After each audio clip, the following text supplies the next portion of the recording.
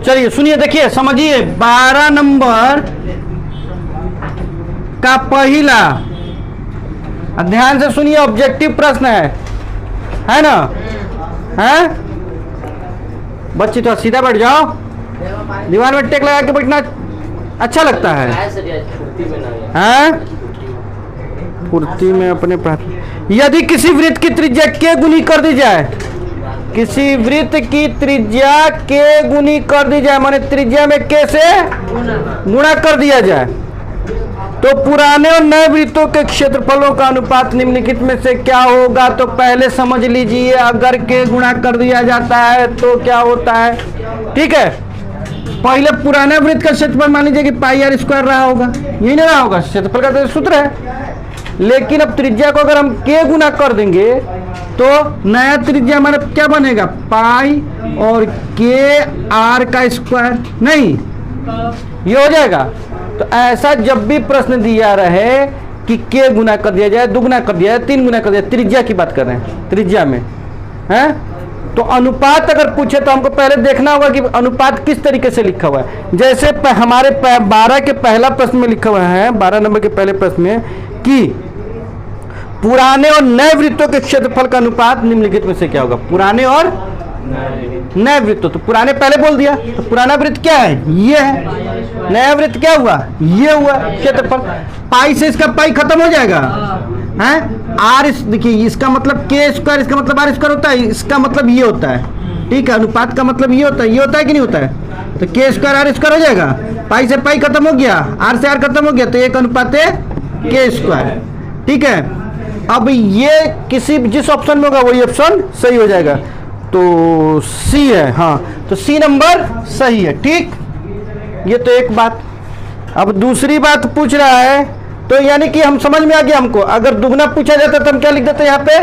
1:4, 2 दूनी 4 होता ना, 3 गुना पूछता तो 3 का स्क्वायर कर देते, 3 तिहाई 9, 4 गुना पूछता तो 16, हाँ 5 गुना पूछता तो 25, यानी 1:, उतना। लेकिन अगर ऐसे पूछता है कि नए वृत्त और पुराने वृत्त का अनुपात बताइए क्षेत्रफल होगा, तब के स्क्वायर पहले और 1 बाद में। ठीक, बात समझ में आ गई? हल्ला नहीं करो। 12 का 2 नंबर देखा जाए, 2 वृत्तों की त्रिज्याओं का अनुपात 3:4 है। ठीक है, तो उनके क्षेत्रफलों का अनुपात क्या होगा? तो त्रिज्या का अनुपात और उनके क्षेत्रफल का अनुपात। तो देखिए, हम तो जानते हैं कि पाई से पाई कट ही जाएगा, तो आर स्क्वायर बटे आर स्क्वायर रहेगा, तो 3 तिहाई 9 और 4 चौका 16, यही ना बच जाएगा। ये कटेगा नहीं, अगर कटता तो इसको भी काट देते, तो 9:16, ये 2 नंबर का हो जाता। ठीक है, 2 नंबर प्रश्न किताब में देखिएगा तभी तो समझ में आएगा। अच्छा, 2 वृत्तों के क्षेत्रफलों का अनुपात x स्क्वायर अनुपात y स्क्वायर है, तो उनकी त्रिज्या निम्नलिखित में से क्या होगा? अच्छा, अगर हमको क्षेत्रफल पता होता है तो त्रिज्या निकालते हैं। ठीक, जैसे पाई आर स्क्वायर है, पाई आर स्क्वायर ये दिया हुआ है ना, है? तो अगर क्षेत्रफल पता रहता तो हम बटे पाई कर देते और उसका रूट चढ़ा देते, यही ना होता है। तो बस ऐसे में अगर क्षेत्रफल दिया रहेगा तो हमको कुछ नहीं करना होगा। जैसे अभी एक्स स्क्वायर दिया हुआ है ना और वाई स्क्वायर दिया हुआ है ना, हैं? तो इस पर हम रूट चढ़ा देंगे और निकाल देंगे तो एक्स बटे वाई होगा, यानी एक्स अनुपात वाई। ये भी जिस नंबर पर होगा वो नंबर है, डी नंबर पर है, तो डी नंबर हो गया इसका आंसर। पहले वाले का 9:16 किसका है? अच्छा, 9:16 देखिए, 2 नंबर निकाल के दिखाना है, 2 नंबर ऑप्शन वाला नहीं है, तो निकाल के दिखाना है। ठीक है, तो हम निकाल के दिखा देते हैं 2 नंबर। 12 का दूसरा में ऑप्शन नहीं दिया हुआ है, तो निकाल के दिखाना होगा ना, है? तो लिखेंगे माना कि 2 नंबर में, माना कि पहले वृत्त की त्रिज्या, पहले वृत्त की त्रिज्या बराबर 3r और दूसरे वृत्त की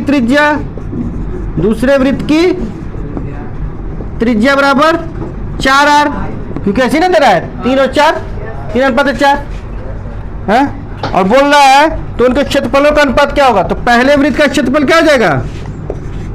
पहले वृत्त का क्षेत्रफल बराबर पाई 3r का स्क्वायर है, यानी कि 9 पाई r स्क्वायर, 3 3 9 होगा ना। दूसरे वृत्त का क्षेत्रफल, दूसरे वृत्त का क्षेत्रफल बराबर पाई 4r का स्क्वायर, यानी कि 16 पाई r स्क्वायर हो गया। पहले वृत्त का क्षेत्रफल बटे दूसरे वृत्त का क्षेत्रफल, दूसरे वृत्त का क्षेत्रफल बराबर क्या हो जाएगा? 9 पाई r स्क्वायर बटे 16 पाई r स्क्वायर। r स्क्वायर से r स्क्वायर कट गया, पाई से पाई कट गया, तो 9 बटे 16 हो गया। अतः पहले वृत्त का क्षेत्रफल अनुपाते दूसरे वृत्त का क्षेत्रफल बराबर क्या? 9 अनुपाते 16 हो गया। तो ऐसे लिख दीजिएगा, लेकिन वीडियो में नहीं आया अच्छे से, नहीं नीचे थोड़ा सा कर देते हैं। अब दिखने वाले को दिख रहा होगा, नहीं ना, नहीं दिख रहा होगा तो कोई बात नहीं है, दिमाग लगा लीजिएगा। नहीं तो ये हो गया हमारा दूसरा नंबर था, 12 का तीसरा हम बता चुके हैं। इसको अगर नोट करना है तो नोट कीजिए, नहीं तो हम लोग आगे बढ़ते हैं। लेकिन ये याद है ना कि आज गुरु पूर्णिमा है, हैं? अब गुरु कौन? हम नहीं, माता। तो आज सब कोई जाइएगा घर पर, कहीं प्रथम गुरु तो माता है, पिता है। तो जा देखिए, एक बात सुन लीजिए, चलिए हटाइए, पढ़ाई अभी थोड़ा देर में होगा, लेकिन पहले एक बात सुन लीजिए, सुनिए। चाहे कुछ कर लीजिए, कुछ भी कर लीजिए, लेकिन माता पिता का जो आपके देह पर कर्जा है वो कहीं नहीं उतरेगा, ठीक है?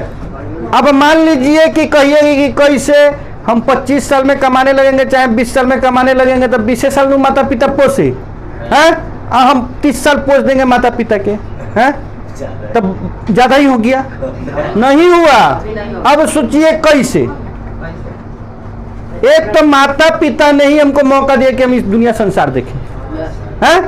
हमको माँ बाबू ने जन्म दिया ना, हम माँ बाबू को जन्म दे सकते हैं। तो एक तो ये कर्जा बहुत बड़ा हो गया। नहीं, हमारे पृथ्वी पर आने का कारण भगवान नहीं है, हमारे पृथ्वी पर कोई हमको लाया है तो वो माता पिता है, और जो बनाता है उसी को भगवान न कहते हैं। हमको किसने बनाया है? माता पिता ने बनाया। तो हमारे भगवान माता पिता है, ऊपर और भगवान है, लेकिन पहले तो बगल वाले भगवान को न जानेंगे, ठीक है? हाँ, तो प्रत्यक्ष भगवान जो अगर कोई है तो वो है माता पिता, ठीक? प्रत्यक्ष भगवान कौन है? एक नंबर बात। 2 नंबर बात सुनिए, ये तो हो गया कि जन्म नहीं दे सकते, ठीक? ये कर्जा भी नहीं उतरेगा। दूसरा कर्जा, जब हमको पता नहीं था, किसी को नहीं पता था, हमको बोलना ही नहीं आता था, तब हमको भूख लगता था तो माता हमको खिलाती पिलाती थी, दूध पिला देती थी। नहीं कि भूख लग गया, हमारे बाबू के भूख लग गया, नहीं, पिला देती थी ना, हैं? ठीक? अब बताइए, जब हमको चलने नहीं आता था, माता पिता ने चलना सिखाया हैं? हम माता पिता को चलना सिखा सकते हैं? नहीं ना, हैं? बोलना माता पिता ने सिखाया, हम बोलना सिखाएंगे? मौका है हमारे पास? नहीं। आज हम कमाने लायक बने हैं तो किसने बनाया? माता पिता ने, हैं? 25 साल बाद जब हम कमाने लगेंगे, माने 25 साल के हो जाएंगे, तो आज से 25 साल नहीं, जब 5-6 साल बाद हम लोग कमाने लगेंगे, जब, हैं? माने 25 साल की उम्र में, तो ये जो कमाने लायक किसने बनाया? माता पिता ने बनाया ना, हैं? हम वैसा बना सकते हैं माता पिता को? हो सकता है कि माता पिता बिस्तर पर पड़ जाए, हैं? हम उनका सेवा कर दें, तो वैसा तक कितना हमारे सेवा किए हुए हैं, कैसा, हैं? नहीं, वैसा कैसा ना हम लोग का सेवा हुआ है, माता पिता ने किया है, हैं? 3-4 साल तक तो पेंटे में पैखाना करते रह जाता लड़का, नहीं, हैं? तब तो माँ घिनाती है, नहीं तो डांट देती कि बोलने नहीं आता है, हैं? ऐसे ये सब करती है, लेकिन माँ करती है ना सेवा, तो जाके माँ को धन्यवाद दीजिएगा, है ना, प्रणाम कीजिएगा। आज गुरु पूर्णिमा है, सबसे पहला गुरु कौन है? माता पिता। हम शिक्षक हैं, ठीक है? हमारी बारी सबसे बाद में आएगी, माता पिता के बाद में आएगी, पहले माता पिता। ठीक है, हैं क्या कि उन्होंने जो कुछ सिखा दे नहीं। आइए देखते हैं 13 नंबर क्वेश्चन। कोई भी बोलेगा, जिसको मन करे वो बोल देगा। देखिए, किसी वृत्त का केंद्रीय कोण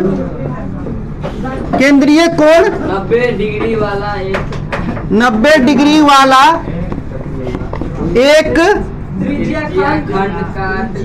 त्रिज्य खंड काट लिया जाए तो वृत्त और किसी वृत्त का केंद्रीय कोण 90 डिग्री वाला एक त्रिज्य खंड काट लिया जाए। काट लिया जाए तो वृत्त और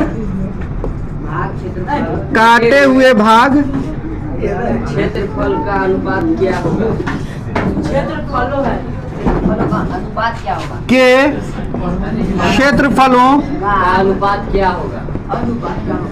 का अनुपात क्या होगा? तो पहले तो त्रिज्या खंड का क्षेत्रफल निकालना होगा हमको, है?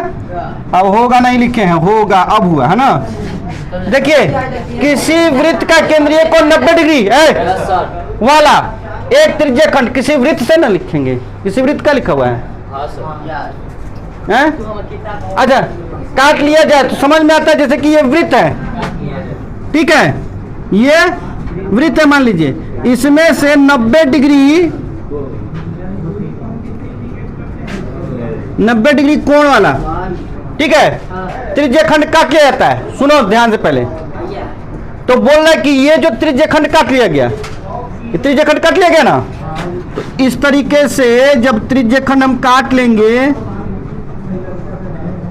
हैं, यहां से जब त्रिज्य खंड काट लेंगे तो ऐसा वृत्त रह जाएगा। जो पूरा गोल गोल था, उस वृत्त का क्षेत्रफल का अनुपात कितना होगा? तो वृत्त के क्षेत्रफल का अनुपात क्या होता है? वृत्त के क्षेत्रफल, माना कि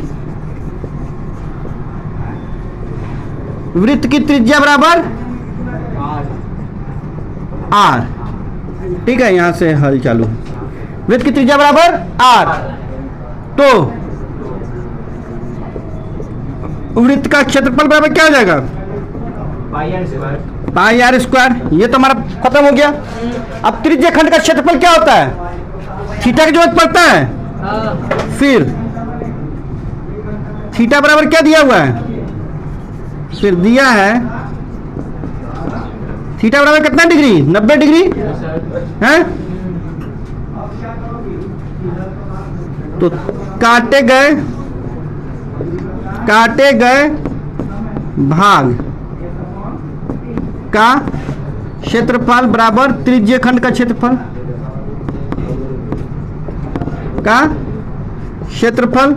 बराबर कितना? थीटा बटे 360 पाई आर स्क्वायर। तो थीटा कितना है? 90 डिग्री बटे 360 पाई आर स्क्वायर।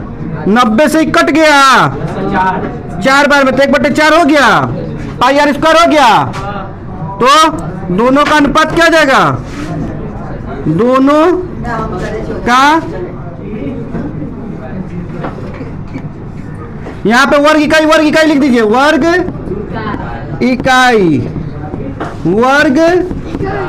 इकाई दोनों का अनुपात। पहले क्या बोला गया है? देखिए यहाँ पे काटे हुए भाग के क्षेत्रफल का अनुपात। काटे हुए भाग बाद में बोला गया है, त्रिज्य खंड काट जाता है। तो वृत्त पहले बोला गया ना, तो वृत्त का पहले लिख दीजिए ऊपर पाई आर स्क्वायर, वृत्त वाला पाई आर स्क्वायर बटे 1/4 ना है तो हम 2 लिख दिए, 1/4 pi R square. Pi R square से पाई आर स्क्वायर उड़ गया। अब देखिए ये 1/4 है तो 4 ऊपर चला जाएगा, बराबर 4:1। दिस इज आवर आंसर मिला लीजिए। इसको नोट करना है तो नोट कीजिए, और नहीं नोट करना है तो आगे बढ़ते हैं। क्वेश्चन नंबर 13 का दूसरा देखा जाए। वो पहला वाला था, ठीक है। 6 सेंटीमीटर त्रिज्या वाली किसी वृत्ताकार चक्रिका माने कि गोल है, चक्का है नहीं, से 2 त्रिज्य खंड निकाल लिए गए हैं जिनके केंद्रीय कोण 120 डिग्री और 90 डिग्री, यानी कि थीटा दिया हुआ है। पहले का थीटा दिया, देखिए पहले त्रिज्य खंड में थीटा बराबर कितना 120 डिग्री पहले त्रिज्या खंड में लिखे हैं ना, तो पहला त्रिज्या खंड 120 डिग्री है। अब त्रिज्या तो सबका जो है आर ही रहेगा, ठीक। तो दोनों त्रिज्या खंडों के क्षेत्रफल का अनुपात निकालिए, ये हो गया, ठीक है। तो पहले त्रिज्या खंड का क्षेत्रफल क्या हो जाएगा, पहले त्रिज्य खंड का क्षेत्रफल बराबर क्या हो जाएगा, त्रिज्या खंड का क्षेत्रफल क्या होता है भाई, मधुसूदन कौन बताएगा। हाँ, थीटा बटे 360 पाई आर स्क्वायर। थीटा क्या है यहाँ पे 120, कौन बोला है, मन्नी कुमार। मन्नी कुमार अच्छा बच्चा है, मधुसूदन कुमार भी अच्छा बच्चा है। मन्नी कुमार का पूरा बता थोड़ी देर में बताते हैं। 120 बटे 360 पाई आर स्क्वायर है, तो पाई आर स्क्वायर देखिए 360 है ना, तो 0 से 0 उठ गया, बात यही 3 बार में, तो बराबर 1/3 पाई आर स्क्वायर हो गया। चैनल का नाम भी आरपीएस क्लासेज ही है। दूसरे त्रिज्य खंड में थीटा बराबर कितना 90 डिग्री। मधुसूदन कुमार बहुत ही अच्छा बच्चा है, सोनपुर में ही रहता है। देखिए सुनिए, थीटा बराबर 90 डिग्री हो गया। अब त्रिज्या तो अच्छा सुनिए, सुनो, एक गो वृत्त में से 2 गो त्रिज्या खंड काटा गया है, तो दोनों त्रिज्या खंड का त्रिज्या कोण अलग अलग हो जाएगा, नहीं ना है। एक के घर से हम भी आएंगे, हमारे भाई हो जाएगा पढ़ने कोचिंग में है, तो पता दोनों के अलग अलग लिखवा देंगे, एक के पता ना होगा। तो चलिए सुनिए, बच्चा सुमित कुमार खराब बच्चा कह सकते हैं, लेकिन नहीं कह रहे हैं अभी, नहीं तो वीडियो में सब जान जाएगा। नहीं सुनिए सुनिए, नहीं अगर हमको मन जिस दिन आज तक कम खजराई किया तो आज वार्निंग दे देते हैं ना, तो सुमित कुमार खराब बच्चा कह के नाम ले लेंगे। घर कहाँ है, लालू यादव चौक के पास घर है। अच्छा जहाँ पे भी है, सुनो सुमित कुमार वो फोटो लगा देंगे इसे बगल में। अब सुनो सुनो, दूसरे त्रिज्या खंड का क्षेत्रफल, दूसरे त्रिज्य खंड का क्षेत्रफल है थीटा बटे 360। यहाँ थीटा कितना है 90 बटे 360 पाई आर स्क्वायर। तो काट दिए 9 चौका, तो बराबर 1/4 पाई आर स्क्वायर हो गया। अब पहले त्रिज्य खंड का क्षेत्रफल बटे दूसरे त्रिज्य खंड का क्षेत्रफल बराबर क्या 1/3 पाई आर स्क्वायर बटे 1/4 pi R square. Pi R square से पाई आर स्क्वायर कट गया, 1/3 गुने 4/1 बराबर 4/3 हो जाएगा। तो अनुपात क्या हो जाएगा 4:3। मधुसूदन कुमार बहुत अच्छा बच्चा है, गोला बाजार, ठीक है? बात सभी को समझ में आ गई? अगर नहीं समझ में आई तो पूछ सकते हैं, क्योंकि ये अंतिम सवाल है। हिचकी भी आ रहा है, पानी पिएंगे इसलिए छुट्टी लेंगे, ठीक है? समझ में आ गया? खाए पिए कुछ नहीं, हिचकी का आ रहा है, हो गया? लग रहा है कि बच्चा सब पैसा नहीं जमा किया इसलिए हिचकी आ रहा है। याद कौन करेगा, गरीब। चले मिटा दें, मैंने कि बंद कर देना। नहीं